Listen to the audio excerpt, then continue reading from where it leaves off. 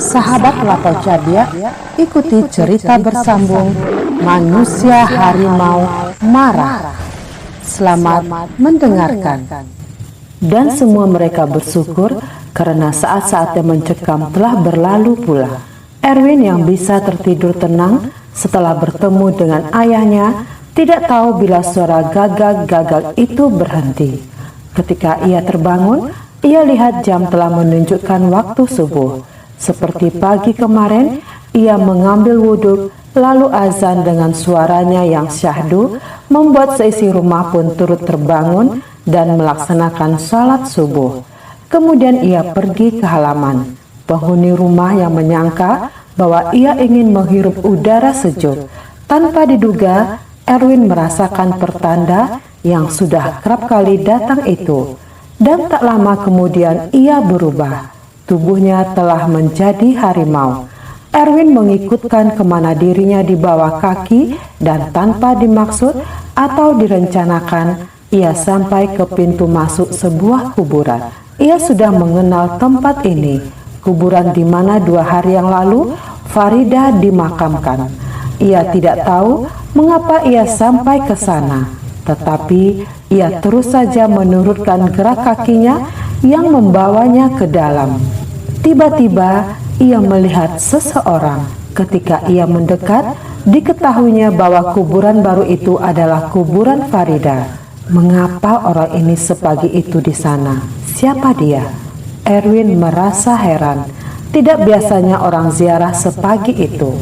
Itulah dia, kata satu suara, tidak keras, tetapi cukup jelas, suara ayahnya lagi. Dan Erwin segera tahu siapa yang dimaksud ayahnya.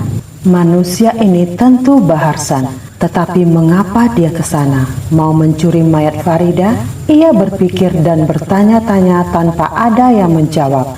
Erwin telah tiba beberapa meter di belakang peziarah itu. Manusia harimau berdiri di sana, ingin mempersaksikan apa yang akan dilakukan orang itu. Peziarah itu membuka bungkusan yang ternyata berisi bunga, dan bunga ini 5 jenis dalam 5 warna. Di sisinya tampak botol berisi air putih untuk disiramkan nanti. Ia sama sekali tidak tahu bahwa ada makhluk lain memperhatikannya. Ia yakin bahwa takkan ada peziarah lain pada waktu masih begitu pagi. Laki-laki itu yang tak lain daripada Baharsan yang mengikuti nasihat ibunya, memandangi kuburan yang baru berusia 2 hari itu. Aku tidak tahu Farida, aku telah salah sangka. Kukira kau yang menolak pinanganku, tetapi ternyata orang tuamu yang tidak setuju, kata Baharsan pelan tetapi cukup jelas di waktu sesepi itu.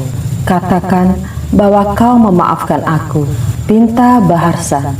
Pada detik itulah terdengar suara geledek, hanya sekali, kemudian senyap kembali. Baharsan terkejut. Apa pula artinya itu? Bersamaan dengan rasa terkejut, Baharsan tiba-tiba menjadi takut.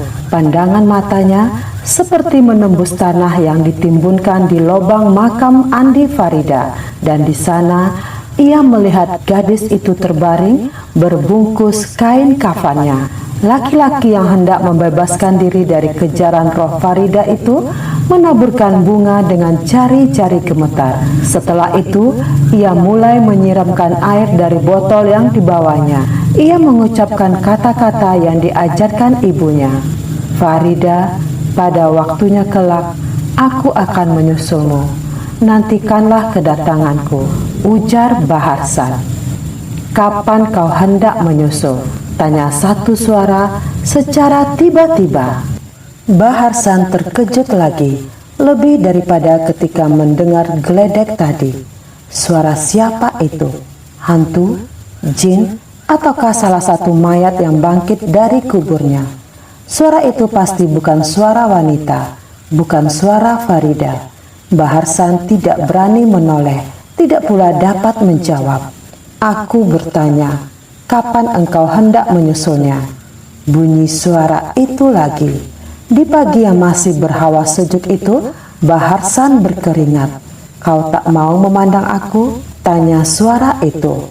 Baharsan tidak juga dapat berkata. Bimbang dan takut bukan kepalang.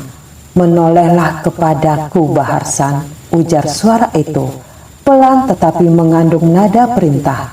Bagaikan digerakkan oleh suatu kekuatan, laki-laki itu menoleh ke belakang. Ia hendak menjerit, tetapi tak kuasa. Suaranya tertahan. Makhluk apakah yang dilihatnya itu? "Mengapa kau suruh Daeng Guru membuat Farida jadi gila sampai mati?" tanya makhluk itu. Baharsan tidak bisa menjawab. Takutnya kian menjadi-jadi. Seluruh tubuhnya gemetar. "Kau pun akan meninggalkan dunia ini, Baharsan, tetapi bukan untuk menyusul Farida." Suara itu berhenti lagi. Laki-laki itu jelas mendengar apa yang dikatakan harimau berkepala manusia itu, bahwa dia pun akan meninggalkan dunia. "Kau harus menyusul dukunmu yang mati kemarin, karena dialah yang kau upah untuk melakukan kejahatan dan pembunuhan." Manusia harimau itu melangkah. Baharsan pingsan, rebah, terkulai. Manusia harimau yang hendak membalaskan dendam sahabatnya itu mendekat dan mengetahui dengan amat mengecewakan hatinya bahwa Baharsan telah tidak sadarkan diri. Dia duduk memikirkan sesuatu. Memang dia datang ke kuburan ini dengan menurutkan bawaan kakinya untuk membunuh Baharsan. Sebenarnya dia tak suka membunuh, tetapi dalam hal ini nyawa dibayar nyawa adalah wajar. Begitu pikirnya. Lalu mengapa tidak dilaksanakannya saja niatnya? Begitu mudah mencabut nyawa orang yang sedang tidak sadarkan diri. Dia tidak akan melawan, tidak pula dapat menjerit. Tetapi manusia harimau ini tidak suka dengan pembunuhan yang begitu. Dipanggulnya tubuh Baharsan dan dengan langkah secepat mungkin ia pergi dari sana, keluar kota, masuk ke hutan belukar. Orang itu belum juga sadarkan diri. Si manusia harimau menunggu dengan sabar, tetapi tanpa dipintanya, ia berubah pula jadi manusia. Di waktu itu pula lah Baharsan siluman kembali. Ia memandang ke sekitar, pelan-pelan ingatannya kembali. Dilihatnya ada orang lain di sampingnya. Ia heran, di mana dia sekarang? Sepanjang ingatannya, dia tadi berziarah ke kuburan Farida. Lalu tak tahu apa yang terjadi, kini dia berada dalam sebuah hutan kecil. "Di mana aku?" tanya Baharsan mula-mula. Erwin tidak menjawab. Laki-laki itu bertanya lagi, bagaimana ia bisa sampai ke sana, sedangkan tadi ia berada di kuburan orang yang amat dicintainya. "Entahlah," jawab Erwin. "Aku pun tak tahu. Kulihat kau pingsan di sini, lalu kutunggui." "Kau siapa?" tanya Baharsan. "Erwin, aku orang Sumatera datang melihat-lihat kotamu." "Tetapi mengapa kau sampai di hutan ini? Lebih baik kita keluar kembali ke kota," ujar Baharsan. "Tak usah terburu-buru. Lalu untuk apa kita di sini? Nanti kita diserang, mungkin dimakan ular." "Mengapa kau sampai ke dalam hutan ini?" tanya Baharsan lagi. Ia jadi curiga, tetapi wajah orang yang baru dikenalnya itu tidak memperlihatkan tanda-tanda penjahat. "Baiklah, aku berterus terang," kata Erwin. "Aku membutuhkan engkau, tetapi tidak sekarang. Katakanlah, barangkali aku dapat menolong. Kau telah berbaik budi menunggui aku di sini." "Aku akan ke kota mencari makanan," kata Erwin. "Kita makan ke rumahku saja," ujar Baharsan. "Tak usah, kau menunggu di sini. Aku yang akan mengambil makanan." Baharsan heran, mulai takut. Apa kemauan atau rencana orang ini? Tanyanya di dalam hati. Apakah dia dalam tangan penculik yang akan meminta uang tebusan? "Aku tak mau tinggal," kata Baharsan. Suaranya telah berubah nada menandakan kegelisahan. Erwin memandangnya dan berkata tenang, "Kau tak punya pilihan lain daripada yang kukatakan." "Apa maksudmu? Kau menawan diriku?" tanya Baharsan. Sebagai jawaban, Erwin mengikat kedua kaki Baharsan, lalu kedua tangannya yang diletakkan ke belakang agar tak dapat melepaskan diri. "Apa maksudmu? Kau penculik, ha?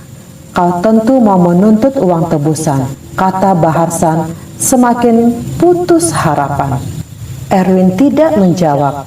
"Katakanlah, orang tuaku akan membayar. Aku cukup kaya untuk menebus diriku." "Aku tidak sangka kau bermaksud begitu. Kukira kau orang yang mau menolong aku. Berapa kau kehendak?" Baharsan menceracau, inginkan kebebasannya kembali. Erwin hanya memandanginya tanpa kata. Sikap manusia harimau itu semakin menakutkan Baharsan. Kalau dia katakan apa maunya, akan jelas baginya apa sebenarnya keinginan atau tuntutan orang ini. "Mari kita sama-sama ke rumahku. Aku tidak akan buka segala apa yang telah kualami. Aku akan bayar. Kau boleh pilih uang atau emas, atau uang dan emas." Erwin tetap tidak memberi tanggapan. Ia sudah punya niat yang mantap dalam hati, tetapi ia sabarkan dirinya. Ia tidak khawatir bahwa permainan dengan waktu bisa membuat sang tawanan meloloskan diri. Ia yakin sekali bahwa rencananya akan berhasil. Erwin mengatakan kepada Baharsan untuk tenang-tenang. Ia akan mengambil makanan dan minuman. Ia bahkan bertanya makanan apa yang disukai tawanan itu. Caranya menimbulkan banyak tanda tanya pada Baharsan. Erwin pergi tanpa merasa perlu menyumbat mulut orang yang telah terikat itu. Kalaupun ia menjerit minta tolong, tidak akan terdengar ke jalan raya atau ke kampung yang kedua-duanya terletak cukup jauh dari tempat tersebut.